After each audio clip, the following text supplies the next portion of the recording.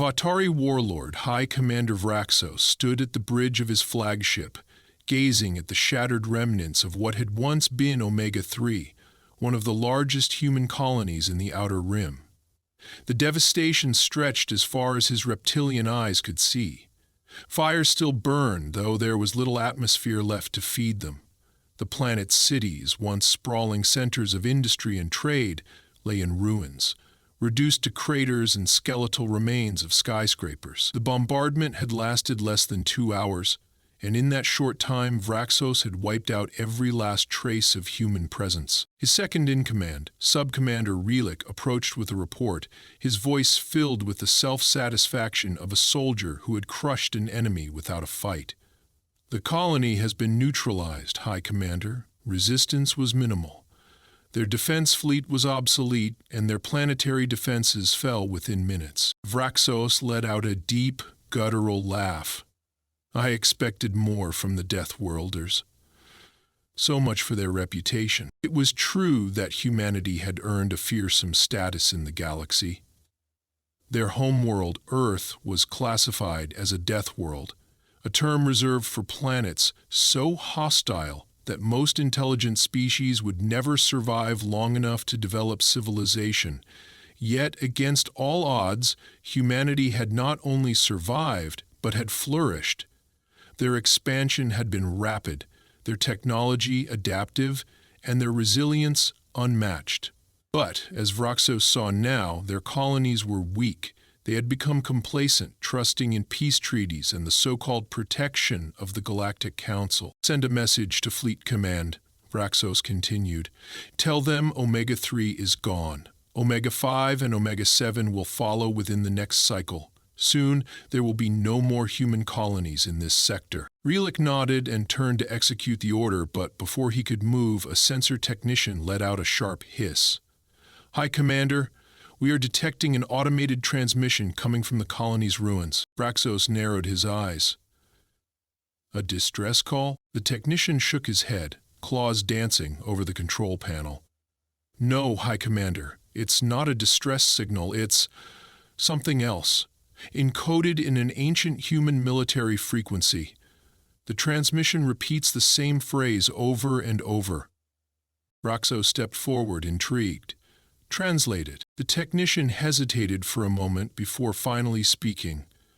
"The message says, 'Dragons, wake up.'" Silence fell over the bridge. Vraxos frowned. "Dragons? What kind of human nonsense is this?" Relik snorted. "A bluff. A final act of defiance. The weak always resort to myth when they have nothing left." Vraxos considered this, but felt a strange unease creeping into his mind. He had studied humanity more than most of his kind. While many of his fellow commanders dismissed them as just another warlike species, he had always sensed something deeper, something older lurking beneath their surface.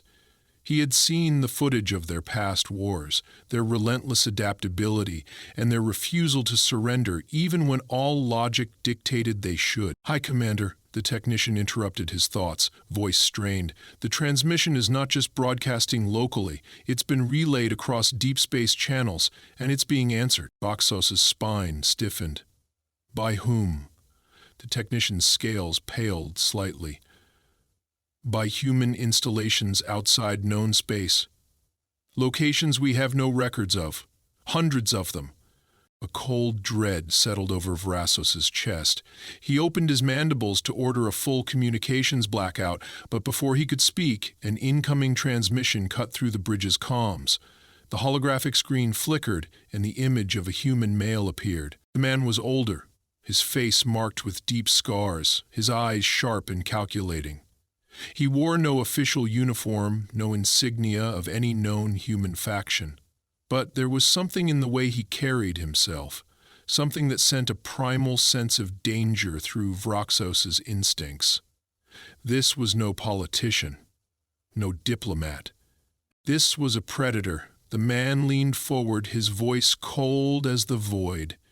"You bombed our colonies. Congratulations. You just woke the dragons." Then the transmission cut off. For the first time in his career, High Commander Vraxos felt fear. The room was dimly lit, the only illumination coming from the soft glow of holographic displays flickering across the walls. The scent of old metal and stale air filled the chamber, a place untouched by outsiders for centuries. Seated at the center of the command room, surrounded by a dozen silent figures, Admiral Callan Voss watched the final lines of the intercepted transmission fade into static. His fingers drummed lightly against the armrest of his chair, the only sign of the storm raging in his mind. The message had been clear. The colonies were gone, bombed into oblivion by the Vatari. A lesser man might have felt sorrow, rage, or helplessness. Callan Voss felt only clarity. He turned his gaze toward the silent figures seated before him. These were not politicians, not bureaucrats or corporate leaders. These were warriors, legends in their own right. Each of them had been hand-picked decades ago, chosen for the single most important mission humanity had ever devised. They had built the Red Bastion, an isolated network of hidden military colonies, beyond the reach of the Galactic Council. It was a place where the old ways of war had never been forgotten. A dark voice broke the silence. General Elias Kor, a man whose name was whispered like a curse among those who had fought against humanity in the past, leaned forward. His battle-scarred hands rested on the table as he spoke. "How long?" Callan exhaled slowly. He knew exactly what Elias meant. How long before the Vahari understood what was about to happen? How long before the galaxy realized that humanity had never relied on the Council's protection? Only its own patience. "A week, 2 at most," Callan replied. "The Vatari think we'll bargain. They believe the Council will intervene. They don't understand what they've done." Across the table, Commander Vieira Roth, a former Black Ops strategist, smiled coldly. "They will." A low hum filled the chamber as encrypted command signals were sent out to the hidden stations scattered across deep space. The dragons, long forgotten by most of humanity and dismissed as myth by the alien empires, had just been activated. Deep beneath the surface of barren moons, long-dormant war factories roared to life. Buried within asteroid fields, stealth fleets began powering up, their hulls gleaming with technology no alien race had ever encountered before. The silence of the void was about to be broken. In the outer sectors of known space, on a forgotten station orbiting a dead world, Captain Ren Halstead watched the command lights flicker to green. It had been decades since he last saw them glow. The signal had arrived. One that should never have been sent unless all other options had been exhausted. He rose from his chair, stretching muscles that had grown stiff from years of waiting, and turned toward the crew that had remained with him through it all.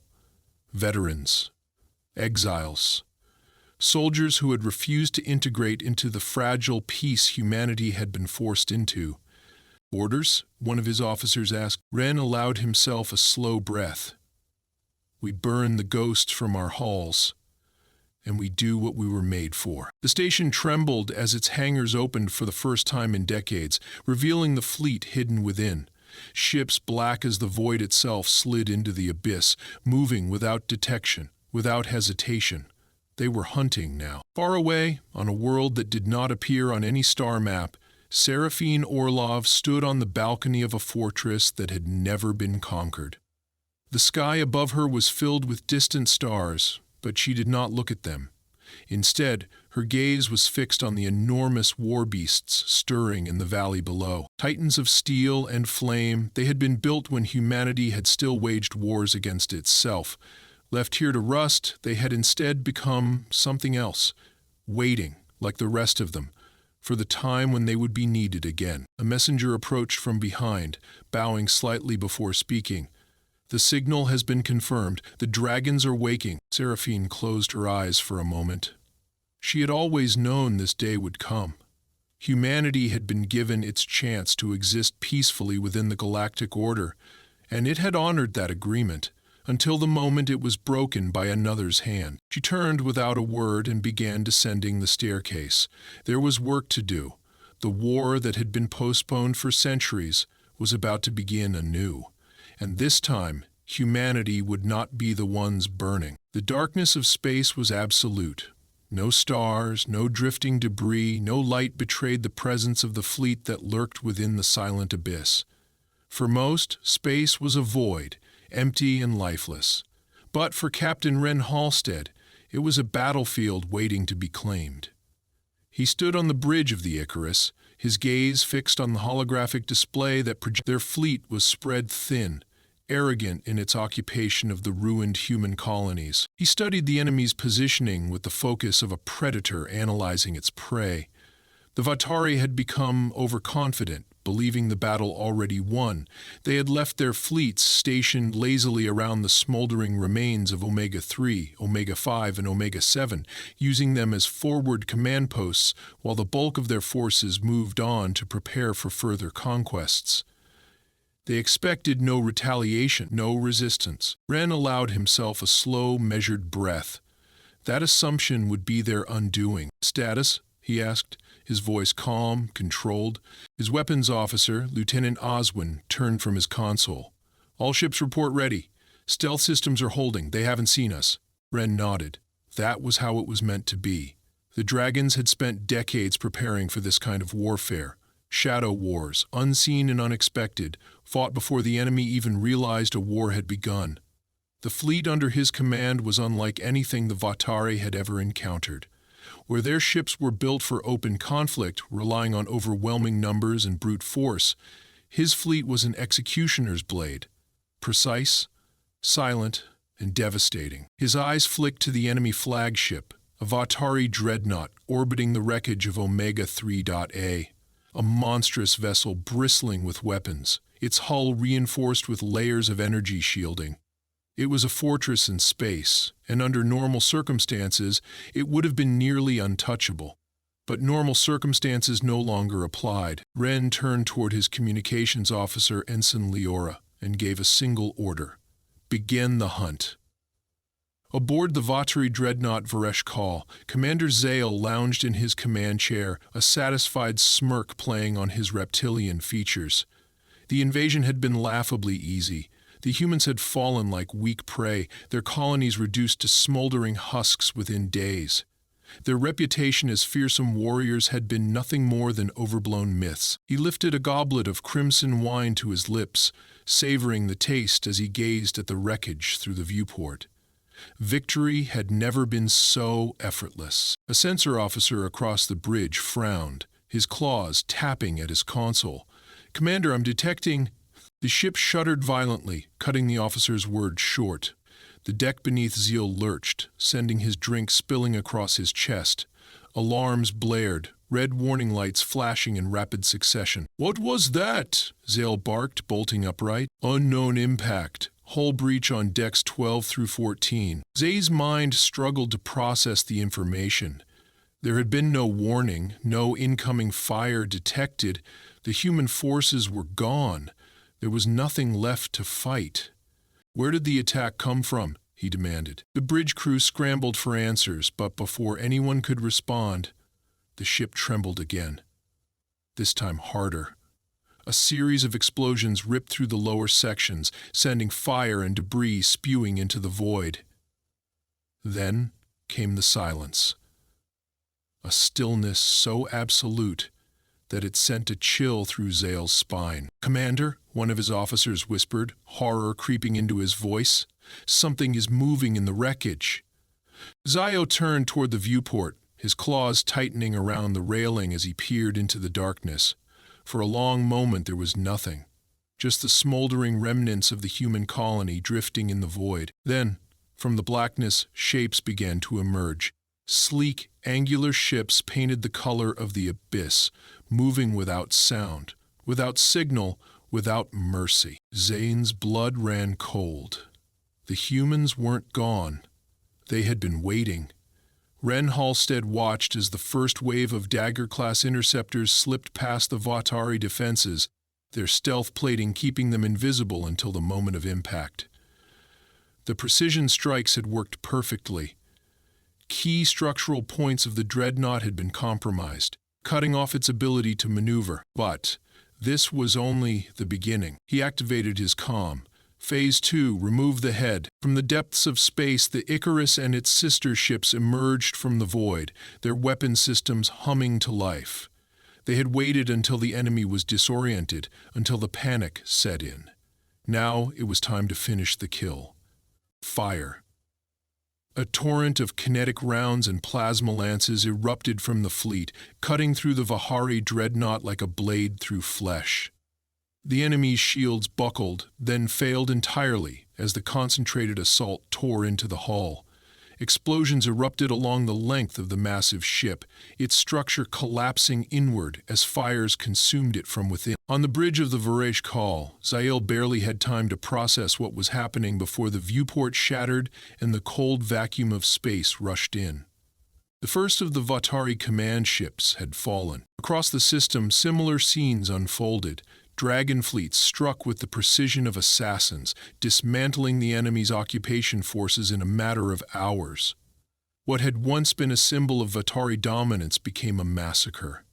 No survivors, no warnings, no chance to retaliate. By the time the Galactic Council received news of the counterattack, the Vatari forces in the Omega sector no longer existed. Ren watched as the last remnants of the enemy fleet burned. His mission was complete, but this was only the beginning. The real war had yet to begin. The Galactic Council had always prided itself on its ability to maintain balance. Composed of representatives from hundreds of species, it had long been the stabilizing force of the known galaxy, mediating conflicts before they could escalate into all-out war. But now, for the first time in centuries, the council chambers were filled with something far more dangerous than political debates: fear. Seated at the head of the assembly, Chancellor Varun, a veteran diplomat from the Alari race, struggled to maintain his composure as the latest reports were delivered. One after another, transmissions from surviving outposts and desperate envoys painted the same grim picture. The Vatari fleet in the Omega sector had ceased to exist. Not scattered, not routed, not even crippled, erased. Varun tightened his grip on the polished stone of his desk, his elongated fingers pressing into the surface as he listened to the trembling voice of the Vatari ambassador. Ambassador Koresh, normally a picture of arrogance and imperial pride, now looked like a man drowning in the weight of his own terror. His slitted eyes darted across the room, as if seeking an escape from the nightmare unfolding around him. "You must stop them," Koresh's voice cracked, desperation bleeding through his carefully measured words. Humanity was supposed to be contained. They were supposed to be dependent on your treaties, your bureaucracy. How have they done this? Varun exhaled slowly. He had been asking himself the same question since the first reports had reached the council. Humanity had been a rising power, yes, but an integrated one. A species that had agreed to abide by the Galactic Compact, that had chosen diplomacy over war. Yet it had taken only days for the truth to emerge. Humanity had never been contained.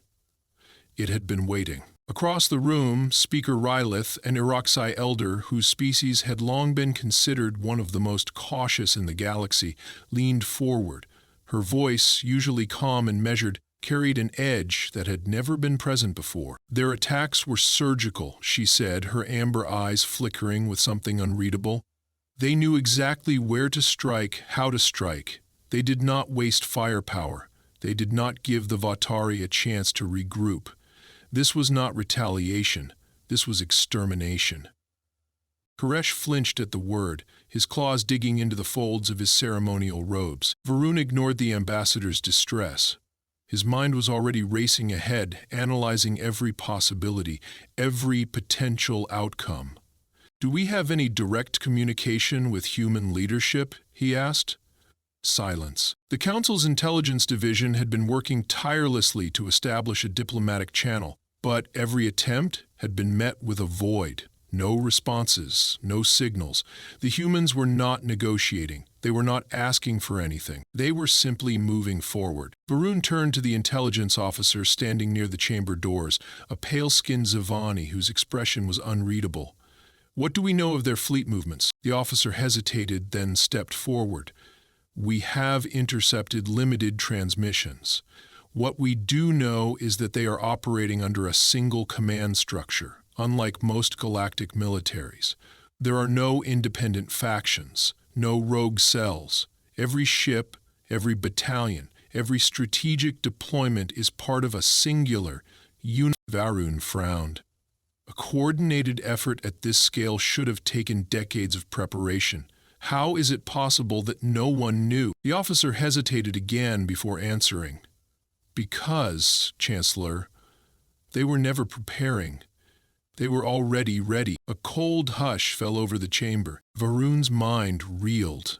The only explanation was that humanity had built this war machine long before it had ever needed to use it, that somewhere, hidden beyond the Council's surveillance, they had been constructing fleets, training soldiers, and forging weapons for a conflict they had anticipated long before the first bomb had fallen on their colonies. Koresh's voice trembled. If what you're saying is true, then there is no stopping them. They will burn the Vatari homeworld to the ground. Varun exhaled slowly. That was the question that had been haunting him since the first reports. Would humanity stop at the Vatari? Or had something far worse just been unleashed upon the galaxy? In the cold void beyond the borders of Council space, Admiral Callan Voss studied the fleet formations displayed before him. He stood at the heart of Fortress Yggdrasil, one of humanity's most well-guarded military installations, a place that had remained hidden from the eyes of the galaxy for over a century. The dragons had done their work well. The Vatari fleet had been eradicated. Their forward command stations were gone. Their supply lines were obliterated. Now came the next phase. Callan's fingers hovered over the command interface, his mind running through the next sequence of operations. The Vatari had been the first to strike. That much was undeniable. They had bombed humanity's colonies, they had slaughtered civilians, they had believed, in their arrogance, that there would be no consequence. They had been wrong. But vengeance was not enough. This was war now. His gaze flicked to the encrypted message that had arrived an hour earlier. It had been sent from Seraphine Orlov, deep within the Red Bastion. A simple report. The War Titans are online, awaiting deployment orders. Callan allowed himself a breath. He had known it would come to this. He had always known. The question now was who would be left standing when it was over. The Vatari homeworld, Varesh, was a fortress. Nestled deep within the core of their empire, it had stood for millennia as the unbreakable heart of their civilization. Its planetary defenses were unparalleled, a network of orbital platforms, planetary shield generators, and vast fleets stationed at every conceivable entry point. For centuries it had remained untouched, a symbol of Vatari dominance over the lesser species of the galaxy. Now, for the first time in history, that fortress was crumbling. From his war throne in the High Command Citadel, Supreme Warlord Kares Valtor watched in disbelief as his empire collapsed around him. His personal guards stood motionless, their eyes locked onto the holographic projections floating in the air before them. Red blips swarmed across the system map, an infestation spreading through every strategic stronghold like a plague. "Report!" Kares growled, his deep voice shaking with barely controlled fury. The officer before him, Admiral Vasek, swallowed hard before answering. "The outer defense fleets are gone, Warlord. The human assault fleets bypassed our perimeter in ways we still do not understand. Their cloaking technology is beyond anything we have encountered." Kares slammed his clawed fist onto the armrest of his throne. "Then deploy the inner defense squadrons. Reinforce the planetary shield arrays. We have held this world against 1,000 enemies. We will not fall now." Vasek flinched. "The shield arrays are under direct assault. Human ground forces have already landed." Kares's breath caught in his throat. Impossible. But it was not impossible. It was already happening. On the surface of Varesh, the sky burned. Massive drop pods rained from orbit, slamming into the ground with enough force to shake the Earth itself. From the wreckage, the dragons emerged, black-armored titans moving in perfect coordination, sweeping through the Vatari lines like specters of death. At the forefront of the assault, Seraphine Orlov moved like a force of nature. Her exosuit, reinforced with experimental shielding, shrugged off enemy plasma fire as she raised her weapon and cut through the Vatari defenses. Her helmet display flickered with real-time data, marking enemy positions, weak points, and tactical advantages. The Vatari had expected a prolonged siege. They had expected time to prepare. Instead, the battle was over before it had even begun. Seraphine's comlink crackled. Admiral Callan Voss's voice came through, sharp and focused. "The primary shield generators are exposed. You know what to do." She did not hesitate. Raising her hand, she activated the signal.